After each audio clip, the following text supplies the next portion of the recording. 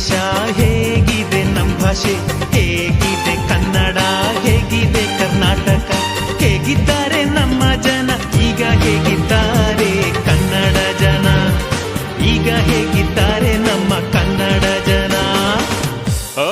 ಬೊಂಬಾಟಾಗಿದ್ದಾರೆ.